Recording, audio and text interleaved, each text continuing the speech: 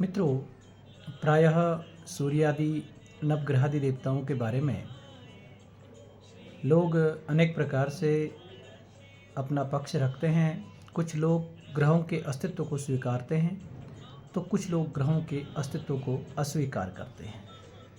बात स्वीकार या अस्वीकार करने की नहीं है, बात है कि क्या वास्तव में ग्रहों का वजूद है, क्या ग्रह वास्तव में हमारे जीवन को प्रभावित करते हैं, क्या ग्रहों के द्वारा ये संसार नियमित चल रहा है।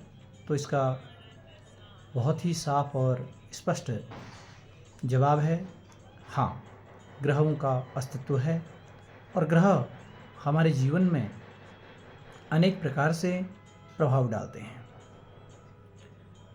बात चाहे आदिकाल की जाए, चाहे सतयुग की बात की जाए, त्रेता युग की बात की जाए, द्वापर की बात की जाए या कलयुग की बात की जाए, तो ग्रहों की महत्ता किसी भी युग में कम नहीं रही है। सतयुग में अनेक इस प्रकार के ऐसे उदाहरण हैं जहां ग्रहों के अस्तित्व को स्वीकारा गया है। इसी प्रकार से त्रेता में भी इस प्रकार की अनेक ऐसी घटनाएं हुई हैं जहां पर ज्योतिष को कभी भी झुटकारा नहीं गया, बल्कि ज्योतिष के अस्तित्व को स्वीकारा गया है। इसका सबसे बड़ा उदाहरण रामायण है। रामायण में अनेक जगह इस प्रकार के प्रसंग आते हैं जहाँ पर ज्योतिषी महत्ता सिद्ध होती है। राजा दशरथ के द्वारा पुत्रेष्टि यज्ञ करने से लेकर भगवान राम के जन्म के मुहूर्त से लेकर अनेक प्रकार के ऐसे वर्णन रामायण में आते हैं जहाँ पर ग्रहों के अस्तित्व को स्वीकार किया जाता है। द्वापर युग में भी कृष्ण अवतार के समय भी ऐसे अनेक उदाहरण आते हैं जो ज्योतिष की महत्ता को सिद्ध करते हैं।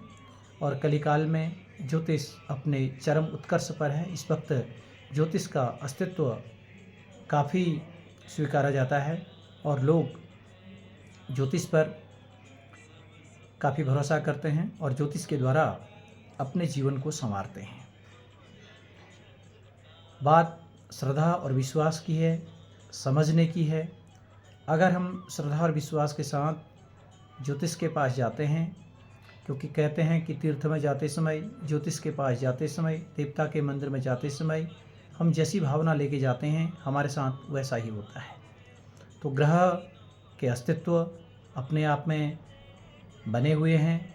ग्रहों के द्वारा ये संसार रचित है, ग्रहों के द्वारा ये संसार पालित है, पोषित है। ग्रहों के द्वारा ये संसार अनेक प्रकार के कष्ट और दुख भोगता है। ग्रहों के द्वारा ये संसार अनेक प्रकार के सुख भोगता है। ग्रहाधीना जगत सर्वा, ग्रहों के अधीन ये समस्त संसार है। देव, ऋषि, मुनि सभी कहीं न कहीं ग्रहों के अस्तित्व के कारण ही प्रभाव में आए हैं या प्रभावशील हुए हैं या प्रभावहीन हुए हैं। तो मित्रों, सूर्यादि नवग्रहादि देवताओं का हमारे जीवन में अत्यधिक महत्व है, बशर्ते कि हम अपनी कुंडली योग्य ज्योतिषी के माध्यम से, अनुभवी ज्योतिषी माध्यम से अपनी कुंडली का विवेचन कराएं तो निसंदेह हम अपने जीवन में ज्योतिष के द्वारा अनेक प्रकार के अच्छे कार्यों के लिए मार्ग प्रशस्त कर सकते हैं और ज्योतिष के माध्यम से हम आगे बढ़ सकते हैं।